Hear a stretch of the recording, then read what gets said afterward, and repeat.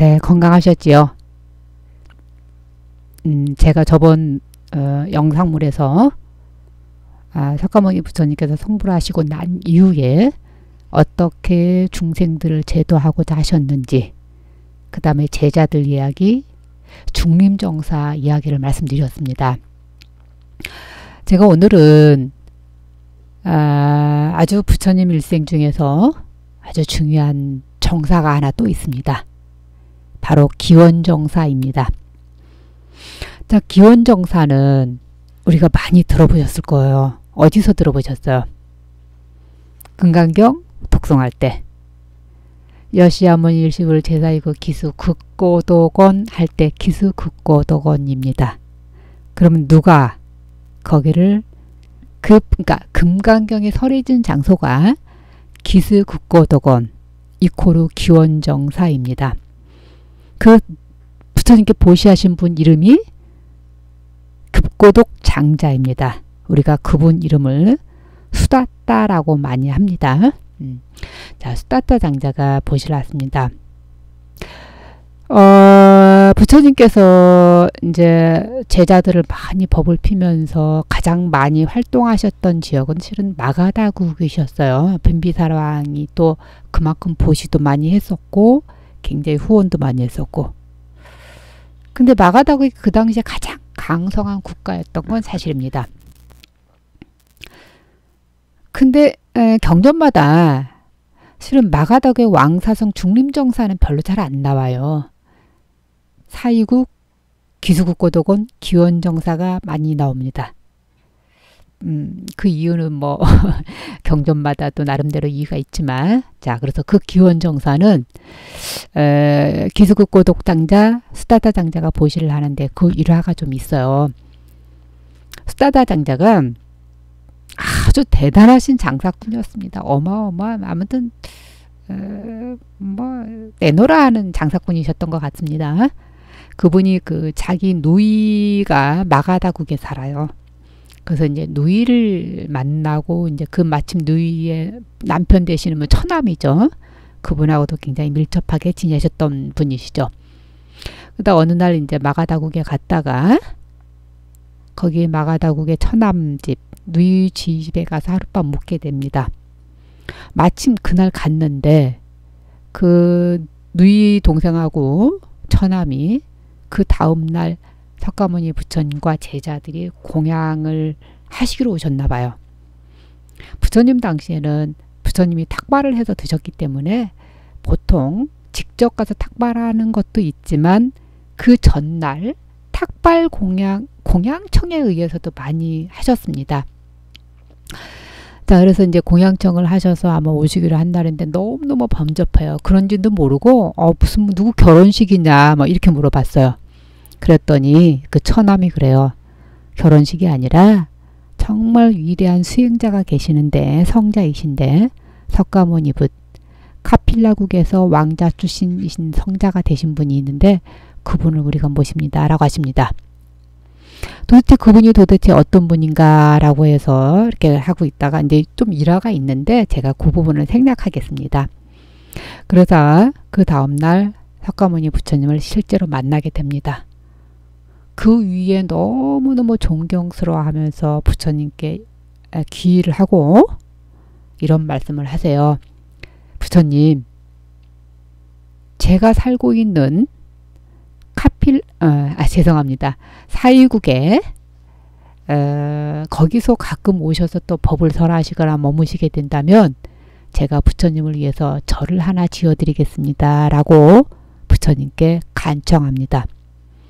그래서 부처님께서 이제 아무 말씀도 안 하시면 무언의 허락이십니다. 그래서 이제 그 다음 날 이제 수다따 장자 그러니까 이제 고향으로 옵니다. 사이국이죠.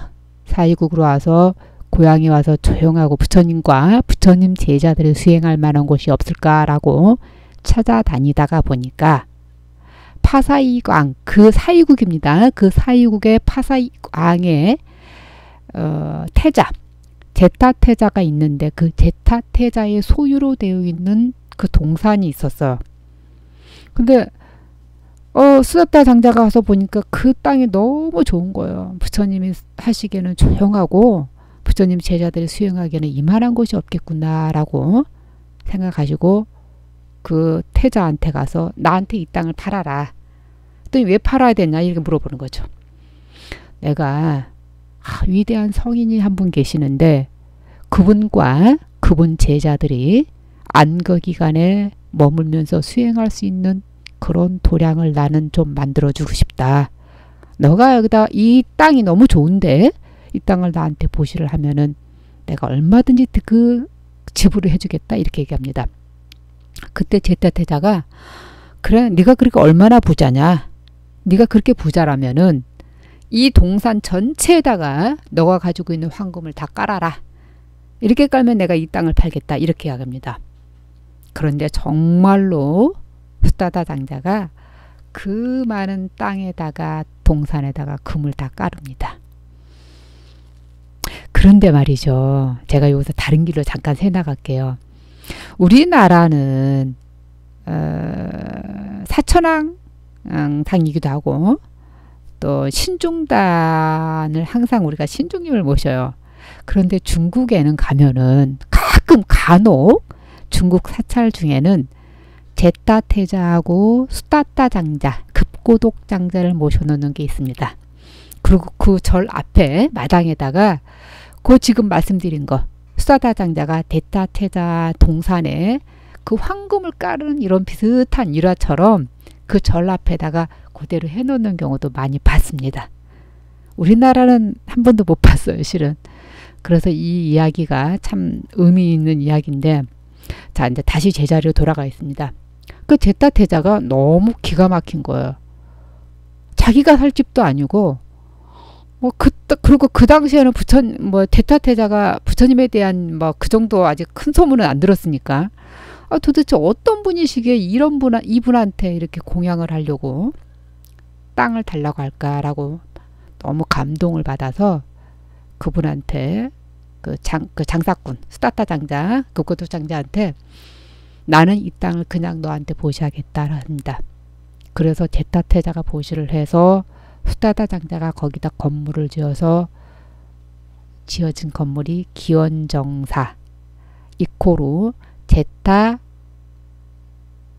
어떻게 보면은 태자가 공양했다고 그래서 제타와나라고 해서 우리가 이름 붙여서 이렇게 붙입니다. 아까 말씀드린 대로 부처님께서 금강경을 설법한 장소이기도 하지만 수많은 경전을 많이 설하기도 하셨고요. 부처님께서 35세에 성불하시고 80세 열반할 때까지 45년을 부처님께서 중생제도를 하셨는데 25안거를 나셨던 곳이 바로 사이국 기원정사입니다.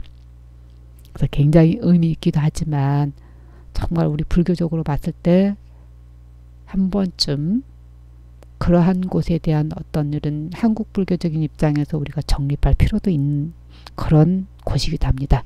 그리고요, 빨리어로 저는 빨리어는 못합니다. 이런 이제 책을 보는데 그쪽으로 경전이나 법구경이나 법구비유경 같은 책을 보면은 경전을 보면은 이 수다타 장자의 어떤 이런 신심이나 이런 모습 그리고 이런 모습에 대한 이분에 대한 일화가 참 많습니다. 그리고 이제 법구경에 보면은 이분 딸들도 나오는데 딸 이야기가 나오는데 이 딸이 또 다 공부하신 분들이세요. 그리고 왜 급고독 장자나 하면은 고독한 사람한테 많은 것을 보시하고 많은 것을 베푸는 사람. 그래서 급고독 장자라고 했습니다.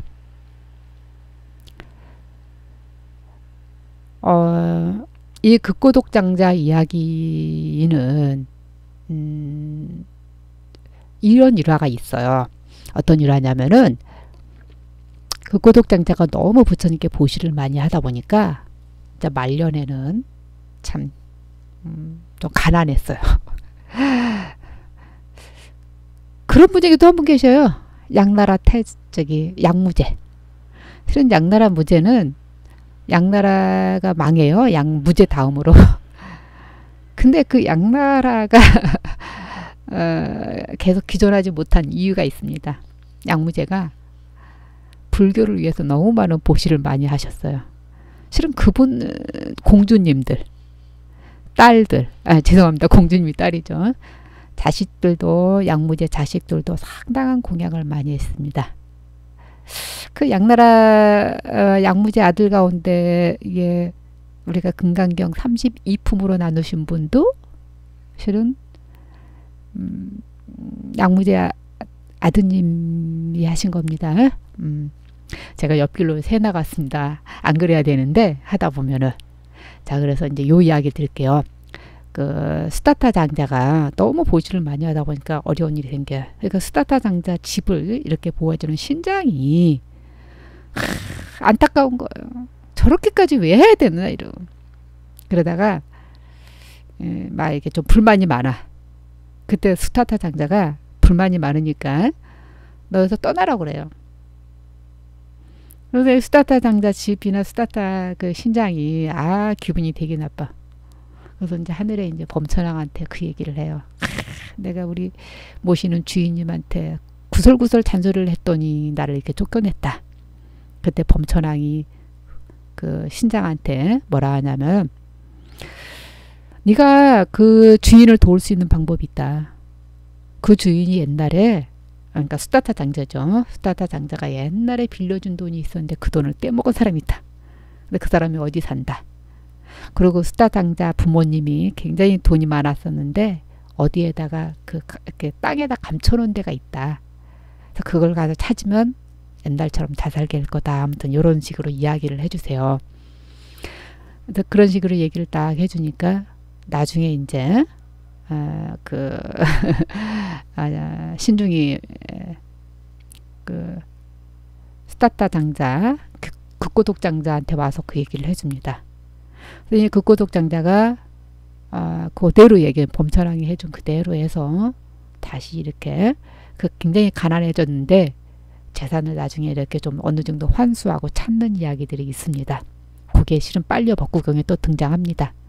제가 그 부분을 읽으면서 물론 인도에서 신화적인 의미를 곁들여서 될 수도 있겠지만 전혀 근거 없는 걸 만드는 건 아닐 겁니다.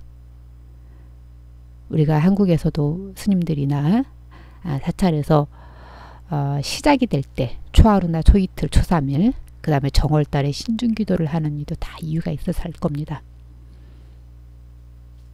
근데 전 또 여기서 한 가지 말씀드리고 싶은 건 정말 진심으로 대하고 진심으로 성자를 위한다면은 절대 힘들게 살지 않을 거고 정신적으로 어리게 하는 거예요. 언젠가 항상 그 사람이 그만한 인과 과가 있을 거라는 얘기입니다. 제가 오늘 다른 얘기로